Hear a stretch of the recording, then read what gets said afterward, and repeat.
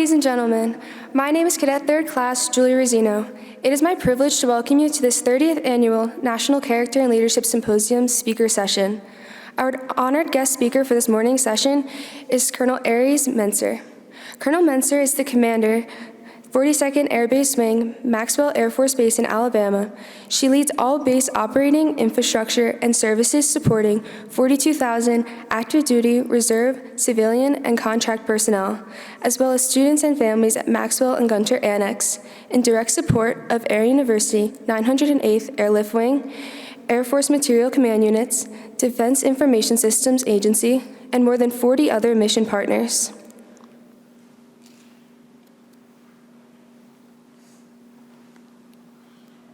Ladies and gentlemen, please welcome Colonel Eries Mentzer.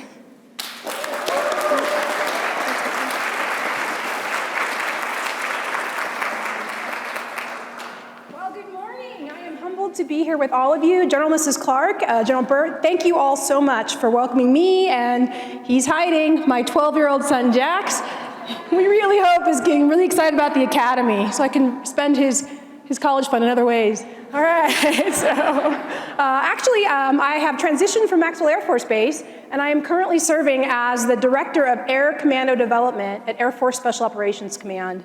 And that's where we're putting together a whole new center that's going to change the way that we educate, train, and experience our special operators through live, virtual, and multi-domain experiences so they're ready for the future fight. It's a pretty humbling opportunity, but most humbling is to be here with you today to talk about character and leadership. And so to get started, I'd like to show you just a little clip, and then we'll jump right into it. So, over to you, gentlemen. I had courage.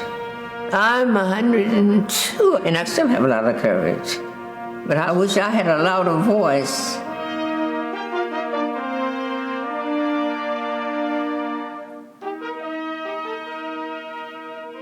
My brothers left, all 5 of them, and I didn't want to be home by myself. And I wanted to be a participant.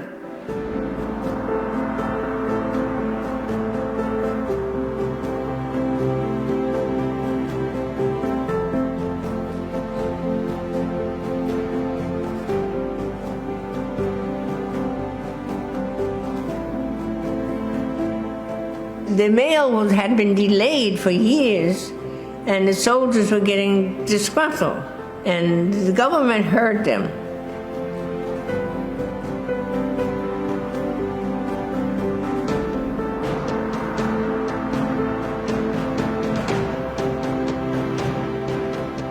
They didn't have the men to spare, so somebody gave the government the idea, a bunch of black women, and they would get it done. It was tremendous piles of letters stacked, boxes stacked, to go all over the European theater.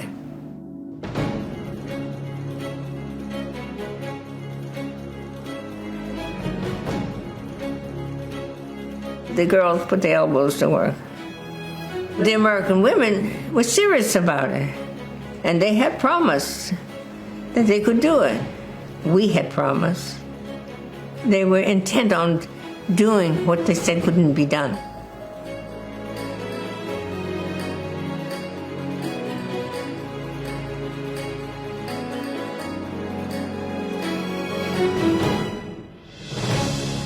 It opened the eyes of those who say you can't because of this or you can't because of that. They got it done in 3 months.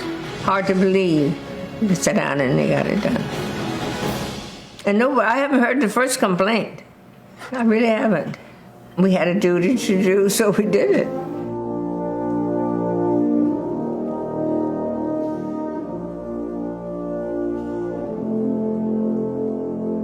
I don't remember a parade, no. I don't remember anything. All of that was over when we got there.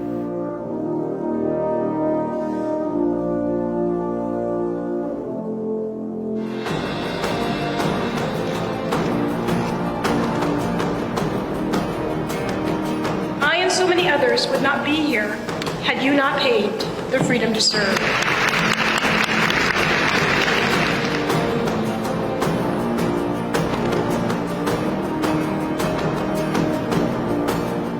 When an emergency occurs, it's everybody's emergency. Do not separate just because you're black or you're white. I will always cherish the idea that the government allowed women to be participants. If it hadn't been, I don't think we won the war. Truly. I wanted to do what I had to do for whatever it was, or whatever it meant, for the benefit of the country. Ladies and gentlemen, Private Ramay Davis. This is Private Ramay Davis. She served in World War II as part of the 688th Central Postal Directory Battalion. This was back in 1941, before women were even full members of our armed forces. This year, we will celebrate the 75th anniversary of the Women's Armed Service Integration Act in June. And that's the act that allowed women full privileges, full opportunities to serve our nation. But that would not have happened without women like Ramay Davis. When I got to Maxwell Air Force Base in 2020, I wanted to learn a lot about the community, the base, the history, the shoulders of those that I stood upon to be able to have the freedom to serve. So I went to Air University and I met two phenomenal people, Dr. Mehmet Ali and Miss Lexi Aldridge, who run that library at Air University. And on the wall was this picture of Private Johnson. And they were walking me through and talking to me about people that have shaped our nation. And I saw this picture and I said, tell me your story. And they told me all about her service, and the story ended with, and she works downtown in the Winn-Dixie here in Montgomery. So I said, let's go. And with my executive Dr. Robinson, extraordinary young lady who's now at AFPC, if she was here, every time I said, let's go, her face got a little tense, because she was like, there's a schedule. So we reached out to Private Davis, and she said, no, I want to come to you. And so we brought her onto Maxwell Air Force Base. And at that time, she was 101 years old, still working at the Winn-Dixie. And she was so humbled that we wanted to meet her. But the truth is, we stand on her shoulders. Her and the 855 women who raised their hand and said, I want to support and defend, long before they were fully integrated in our United States military. And they went forward, dealing with sexism, with racism, with unsatisfactory conditions. But they knew, if they threw their excellence, that they could pay greater freedom to serve for them. They went forward. This is Ramay Davis right here in the center. She was a truck driver for the 688th. Right? She'd never been out of the country before. She'd never been on a boat. Their boat dodged some munitions along the way. They were in a completely unfamiliar environment. But at the time, there was an extensive morale issue. You know, the troops on the front lines, they didn't have Facebook and Twitter and all those ways you can communicate today with your loved ones. They relied on that letter, on that package, to tell people back home what they were fighting for, and to know the people back home had their support. And there was a disconnect. That mail wasn't getting back and forth. We kind of take for granted the mail today, but back then, that was the key to people remaining resilient and fighting for our nation. And so they went forward to Europe, 855 women. And in 3 months, completely unclogged, 17 million pieces of mail. 17 million pieces of mail. And completely reshaped the Army's way of distributing mail for the European and the Pacific theater going forward. 855 women. So I met her in 2021, and then made her an honorary partner with our base. And not too long after that, in March of 2022, President Biden announced that he was going to recognize the 688th Central Directory Postal Battalion with a Congressional Gold Medal. the highest honor our nation could give this unit.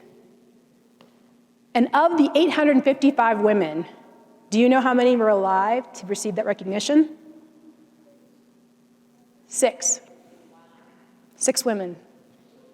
And it would not have been possible without one of my mentors, an extraordinary lady by the name of Edna Cummings, an Army officer who spent her career inspired by women like Ramay Davis, and who persistently and passionately engaged our congressional partners to bring this recognition to our national prominence, along with an amazing man named James Thayers, who produced a documentary called The 688th. Their passion brought this story to our national memory and all the way up to our president. And so when President Biden announced that he would award this unit the Congressional Gold Medal, Ms. Davis, who is about as energetic and live and commanding as any woman I've ever met, said, "I'm not going to DC. Colonel Mentzer, you're going to present my medal." One of the greatest honors of my career. So, we did. This is her. She came up to Maxwell Air Force Base, my command chief, Lee Hoover, and our civic leader, Virginia Whitfield, along with Ms. Stacia Robinson, retired Air Force colonel, who ensures that Mr. May is able to fully experience every opportunity in life, her caregiver. And on 26 July of 2022, which was the 74th anniversary of Armed Forces Integration, the Executive Order 9980 and 9981 that integrated the armed forces, that people like Mr. Ramay Davis helped pave, we held a ceremony for her at Maxwell Air Force Base, this is in City Hall in Montgomery, and she told us she had lost her uniforms. They were stolen from her right when she got back to New York out of her car, and she didn't have them for her entire life from that moment. So a lovely lady by the name of Denise Kester, who was my executive assistant, made it her challenge to go out and through World War II collectors, recapture every single piece of her uniform, her ribbon rack, and then a wonderful man by the name of Ian Mangum found this World War II trunk and made her a shadow box because she never had any memory, any physical memories of her military service. And we presented that to her in doing her Congressional Gold Medal recognition ceremony. She just turned 103. Eddie and I got to go back for her 103 birthday. She was able to take down more margaritas than I could, but I will tell you, this woman cannot believe that our nation is looking at her in this moment and thanking her for her service. She's out busy thanking each and every one of you and me for our service. But the truth is, it would not have been possible if she and so many others whose shoulders we stand upon had gone forward when their nation didn't fully recognize them as women, as Black women, and said, "Here I am, send me. I believe in our Constitution. I believe in our country, and I want to be a part of it." And by demonstrating her value and worth in the Army as part of the 688th, today, you and I, we have more freedom to serve. There's always going to be barriers. You know, they served in rat-filled conditions. They worked 24 hours shifts, and often in the dark, so that the enemy didn't know what was going on where they were. There were so many barriers, the uniforms they wore, and all kinds of things, but they still showed up, and they did their duty, and each one of those barriers became an opportunity of how am I going to help improve this service so the generation coming behind me will have greater freedom to serve, greater ability to rise to their best as part of a fully inclusive force.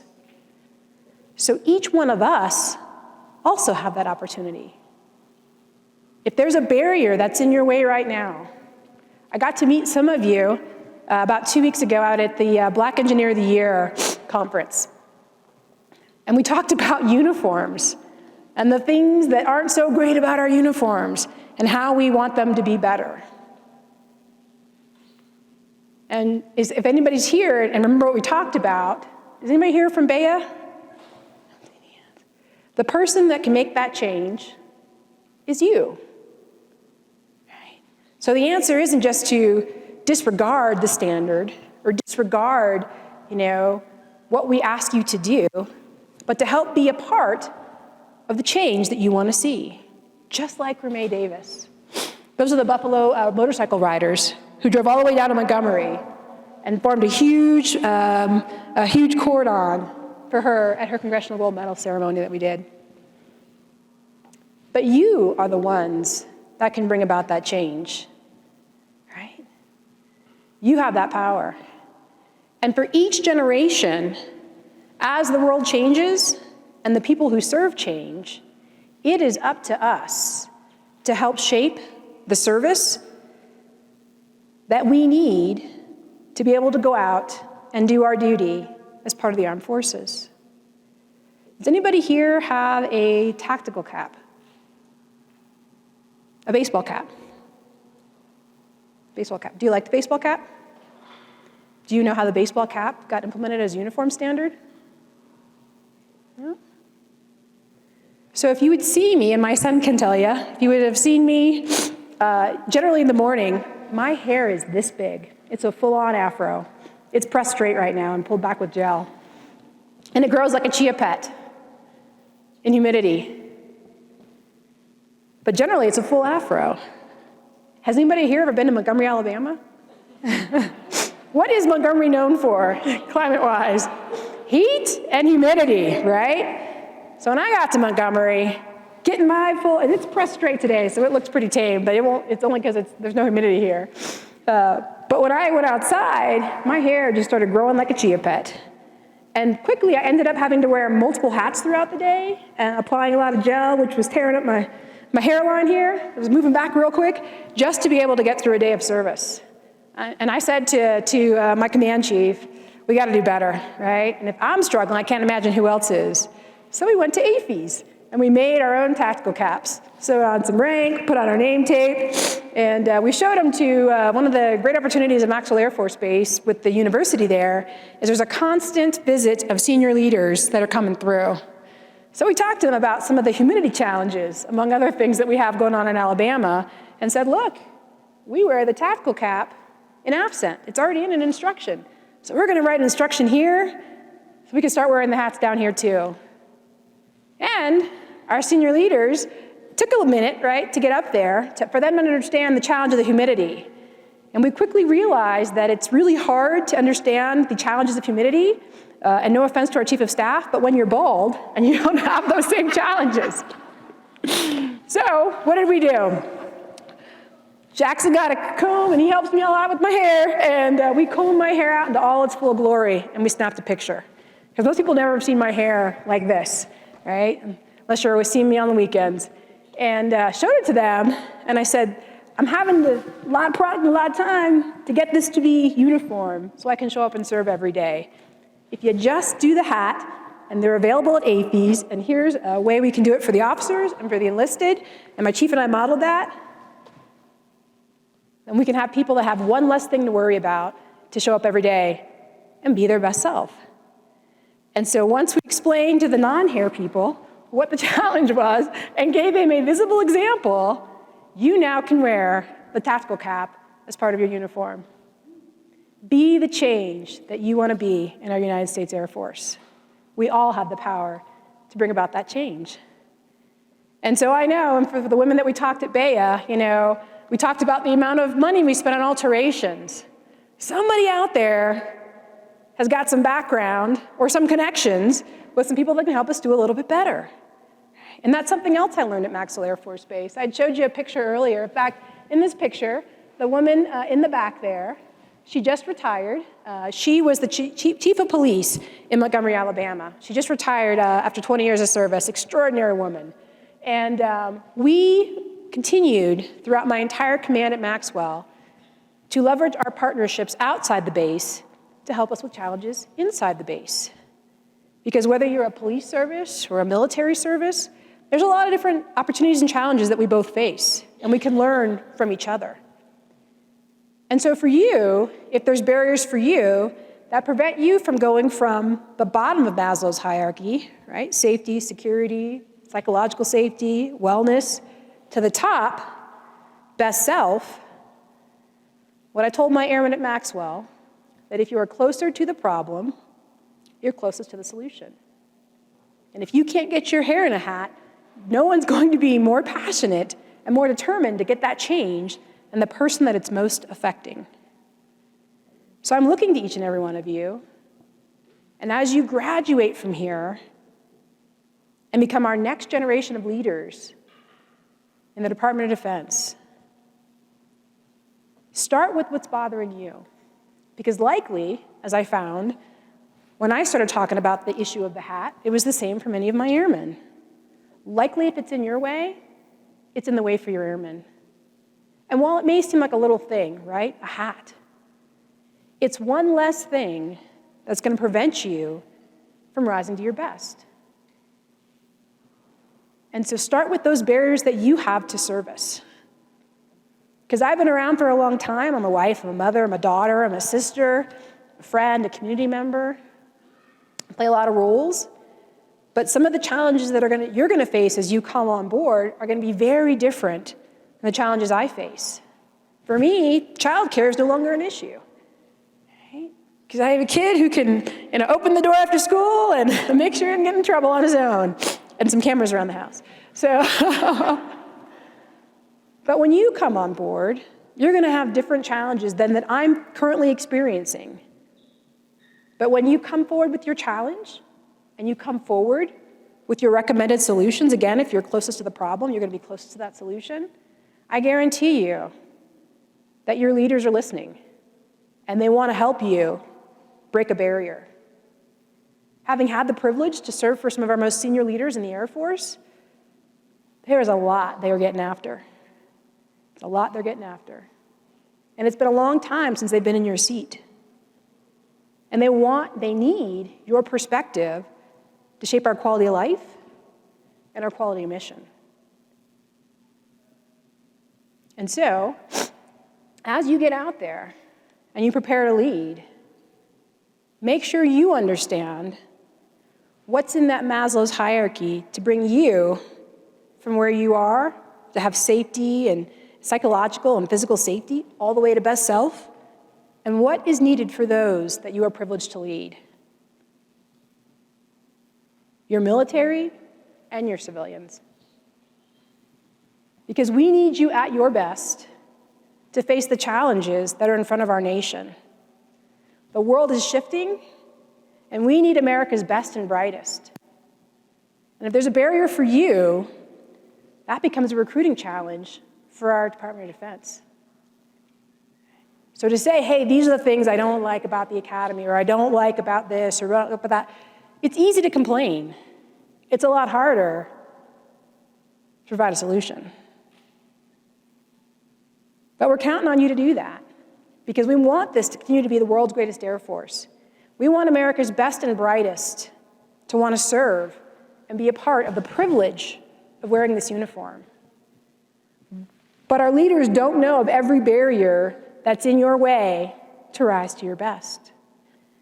And while we incredibly thank you for raising your hand and saying, I will support and defend, and be willing to serve and sacrifice on behalf of our nation, we also want to give you the best quality of mission and quality of life that you not only want to join and encourage America's best and brightest to join along with you, but you also want to stay and one day be a General Burt or a General Clark or a Mrs. Clark, who are really helping to shape our nation and build the next generation of leaders.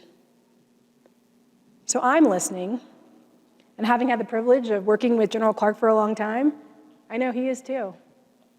And we want to give you that quality of life and quality of mission. But it starts with you. Help us understand your barriers. And when you break a barrier, and your airmen break a barrier, and make quality of service a little bit better for the people next to them, don't let it be 80 years before we say thank you. And while we do these things not for the recognition,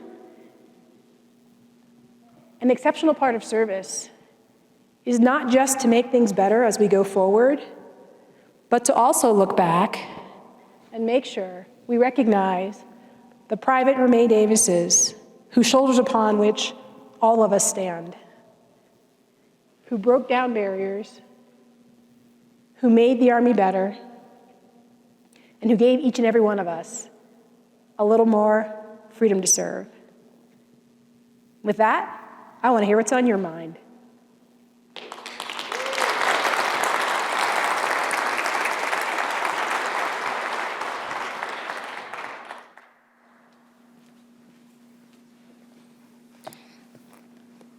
Colonel Mentzer, thank you for your message this morning. At this time, I would like to open the floor for questions.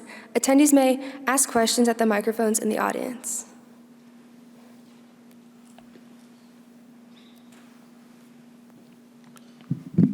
How you doing, ma'am? Senior Master Sergeant Nicholas Jackson from Peterson Space Force Base. Can you all hear me okay? Perfect. So, ma'am, in my 20 years of service, and this is coming from an enlisted perspective, how do we continue to motivate and build morale for those who have leaders that just don't want to listen when it comes to diversity, equity, and inclusion? Because we're faced with our enlisted personnel that have come to me and have said, I don't want to serve anymore because I have leaders who don't look at it from a different lens or perspective and truly understand what I'm dealing with or coming from. So how do we continue to motivate those individuals and keep them encouraged as leaders? That's my question, ma'am. Absolutely. Thank you, Senior Master Sergeant Jackson. I appreciate it. Beautiful base out at Peterson. You can sit down. Thank you for the question. So what I have found, particularly serving as a woman like me, taking command in Maxwell Air Force Base in Montgomery, Alabama in 2020, which was a pretty critical moment for our nation, right? As we looked at who we say we are and the experiences of all Americans in our nation. Those were brought to our national attention. And as we started to have greater conversations about that gap, right, between our values and our experiences, some people felt excluded from that conversation. So when I took command down at Maxwell Air Force Base, again, I looked to our history and started to really think about how did we get to this point? So you heard me say earlier, 26 July 2023 this year is the 75th anniversary of Executive Order 9981 that integrated the armed forces. On Friday, I'm going to talk a little bit more about how that executive order came about. But once that executive order was in place by President Truman, 2 years after that, he asked for all of the services to state their founding ideals of a fully inclusive force. And that document, which I encourage everyone here to read, it's a report called the Freedom to Serve Report. How are we going to ensure that all service members, regardless of their race or their gender, their religion, any of those protected categories, how are they going to be able to achieve their full potential as part of the Department of Defense? So if we integrated 75 years ago, and 73 years ago, we established our founding ideals, why are we still talking about that today? Because like our union, we're not perfect. We are still perfecting, right? And as we learn more and the world changes, we recognize the gaps between who we say we are and the experiences for all who serve.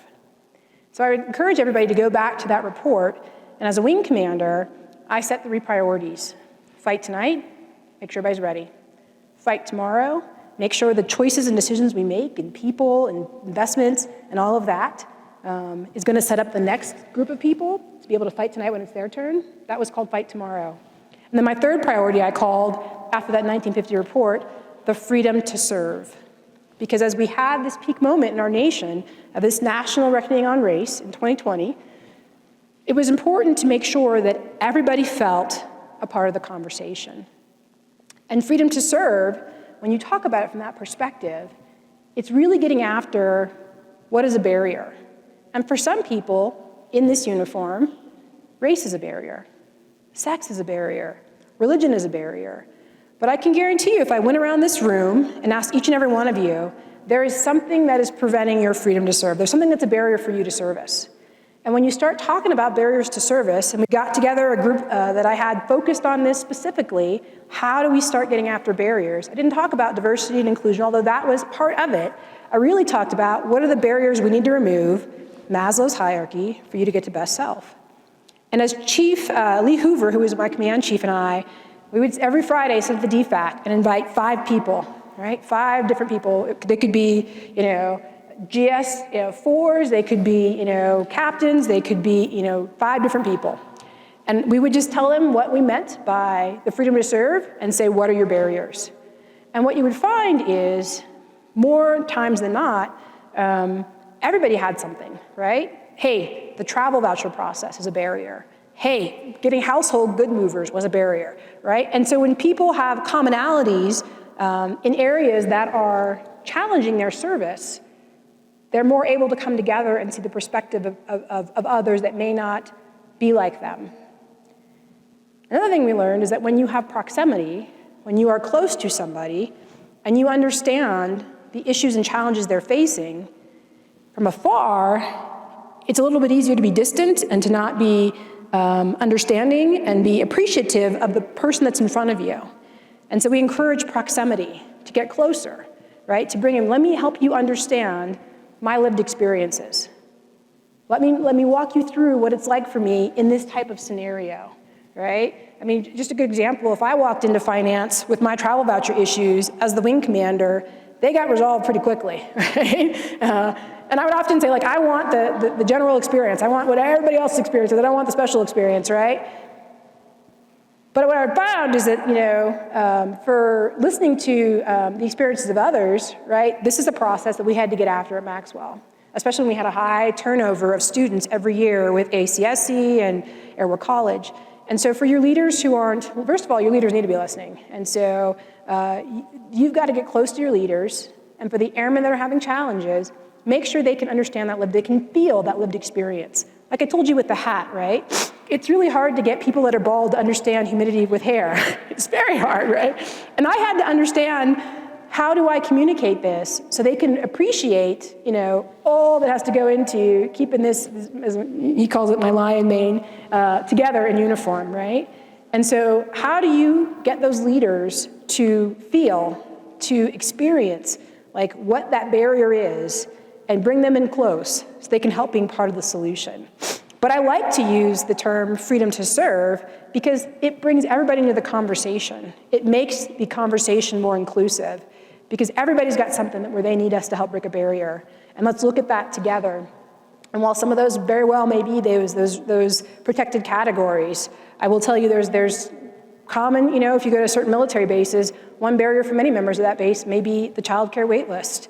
It could be the privatized housing. It could be the K through 12 education or the medical care, right? That's a common barrier. So how do we come together, people of different experiences, backgrounds, and talents, and take on this challenge together with all of our experiences to help break down a barrier, make it better for those that follow? Thank you for your question. Absolutely. Good morning, ma'am. I'm Cadet Singh from Det 365 MIT, and I really enjoyed your talk, and I always love seeing women of color in the military speak about their experiences. And one thing I wanted to ask was, in ROTC, we learn a lot about diversity of thought and how important it is to the military and how important it is to encourage that. And I wanted to ask you, what have you found are the best ways to encourage that as a leader and as a wing commander at Maxwell to really encourage diversity of thought and different experiences in all forms of leadership? Absolutely. Thank you for the question. For me, I personally like, when I have a great idea, I personally like to bring that forward to somebody who is most unlike me so that I can understand what my own personal biases may prevent me from seeing about why that may not be such a good idea. Well, when I got the chance to hire my command chief, and I have to say I think I had one of the most phenomenal command chiefs in the United States Air Force. No disrespect, Chief Kwiatkowski, who we also served together at Maxwell, but he knows my command chief, Lee Hoover. And I specifically sat down and wrote down my list of gaps that I personally had that I needed to grow in as a person, as a leader. And then I took those gaps, and then when I did my interviews, I specifically talked to the command chiefs that I was interviewing about my gaps. because what I wanted was a command team that was balanced. And so Lee Hoover, who I had the pleasure of serving with, I had the incredible opportunity to be an executive officer for the Chief of Staff of the Air Force, and he was the executive officer for the Chief Master Sergeant of the Air Force. And so that's where we first met, working together in those shared opportunities. And he's just a phenomenal leader. You know, I would love to have him in every single assignment. We couldn't be more different in our likes and our hobbies, you know, but that's what you want. As you build your teams as leaders, to find people that have strengths where you have gaps, right? Bless you. And so the more perspectives, the more talents and abilities that you have around the table when you're dealing with difficult decisions, the better outcome you're going to get. And so for me, you know, and we love the Hoovers, Lee and Stephanie, Eddie and I, they're just an amazing command team partnership. And I often took Lee into places where I knew he was uncomfortable, right? Because as much as I needed him to fill some of those gaps, I also had a responsibility to develop him. But working together, and I remember one particular conversation where he came in and closed the door and gave me some hard truth, which is one of the things I appreciated most about him, is he was never afraid to speak truth to power and say, you know, you're wrong. I just want you to know you're off here, and this is what we need to do to get it back to right. And those are the kind of people, you don't want people around you that think like you, that, you know, are gonna say yes to you all the time. You want people that are gonna challenge you and help you grow.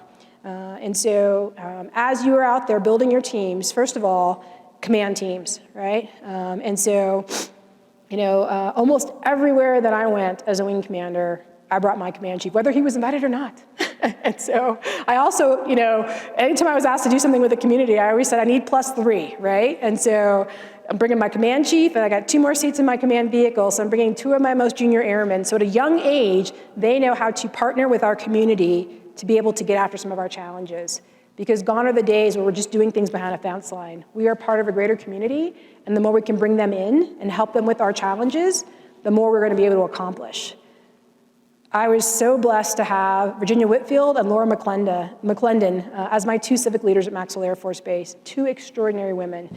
And you know, anytime I would start to have an idea, I will tell you they would open the doors and run with it and make things possible, remove barriers. Because sometimes when you're dealing with some hard things, people are steeped in tradition, and it's really hard to understand. While we respect some of the traditions, the world has changed and the people that are serving have changed, and so sometimes we have to let go of who we've been to become who we're meant to be. And sometimes that message is best delivered to some of our, the shoulders that we stand upon, some of our veterans and previous airmen. It's best heard sometimes from a different voice. And so understanding your audiences and how you can best connect with them to understand how we need to cultivate that environment for today so that today's airmen can rise to their best. Sometimes it's best heard from community leaders. And so I'm so grateful to have them. So build partnerships, make sure you're building a team that has people on there that are different from you.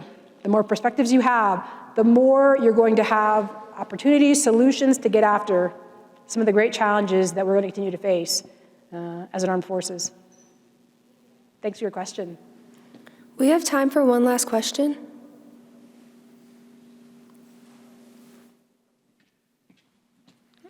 Good morning, ma'am. Cadet Shireman from Texas A&M University. My question is, what is the best improvement or change for the better that you've seen in your time in the Air Force? Cadet Shireman, that's a great question. I have seen so many. I've been in the Air Force for 25 years now. There have been so many changes that I've seen throughout the time. And I think this is the 3rd uniform I've worn since I've been in the military. Each time they get better. I would say I've had a chance to be a part of some really cool stuff. And really the best change I've seen is the people, right? Each new generation that comes in, they bring something new and different and fresh that I hadn't even thought about, right? And they help us make service even more appealing, build more propensity, make life better. They have new ideas. Jackson and I were walking out in the quad, and I saw this electronic dog. I don't know what you call it. So, what'd you say, sir? robot, just, yeah, like a robot, and which was, I've not seen something like it was pretty cool. So, like the new, there's new technologies, there's new things, right? And we're only going to be able to bring those into our institution with your thought. It's not the platforms, it's not the aircraft, it's not, it's the people behind those that bring those to life. And just seeing how excited some of the cadets are out there as they were talking about how they're building this robot to be able to test out some different experiences and some opportunities, and just the passion they were bringing to it. Like, at first I was like thinking that movie Terminator, you're probably too young for that. And I was like, what's happening at the academy? But then I was like, hey, this is pretty cool, especially when I saw the passion in these cadets about the things that they were doing and this new way of business that they're bringing to life. Like, for me, that is, the change that has really, really, really energized me throughout my career. And the idea that, we stand on the shoulders of risk takers. People that said, let's not go through, let's go over. And let's break apart from, sorry for the Army in the room, let's break apart from the Army Air Corps and birth out our own new service, right? Just like the Space Force did. Right? And we found new and better ways to do things. And those were people, right? You stand on their shoulders, those risk takers, those bold people that want to accelerate change.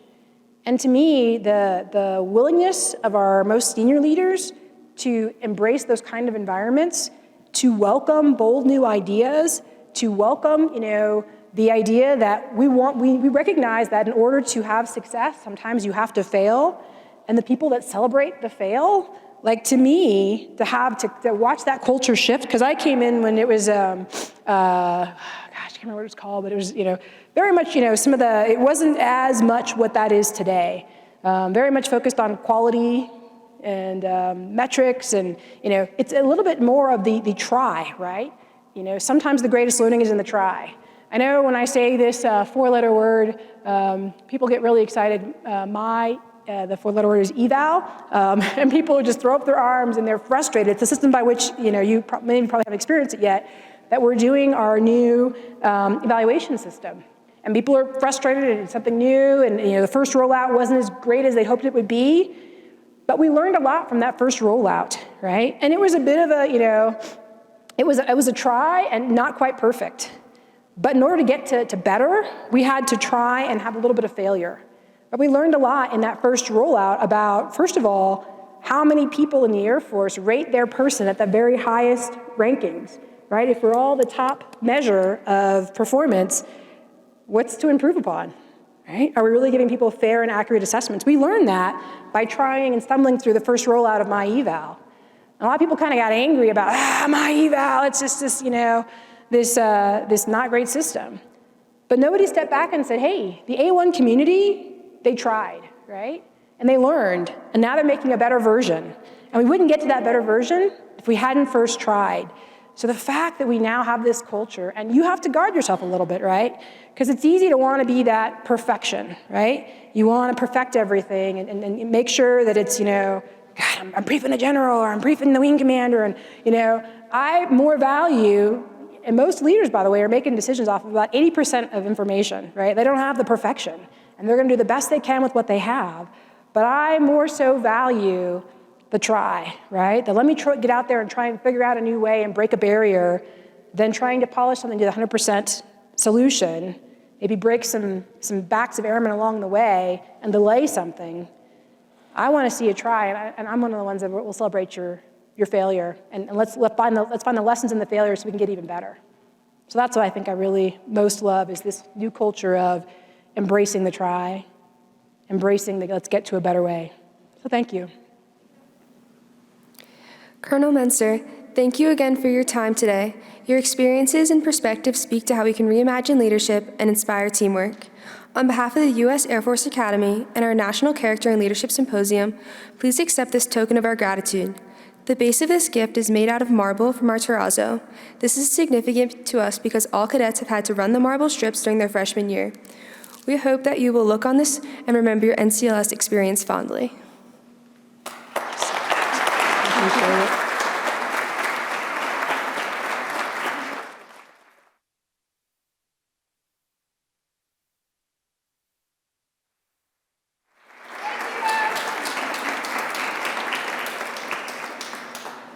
This concludes our session. We encourage you to stop by our testimonial booth on the south side of Arnold Hall foyer, where you can record an audio or video review of this session. Cadets, please check in for this session using the posted QR code, as well as complete the feedback survey.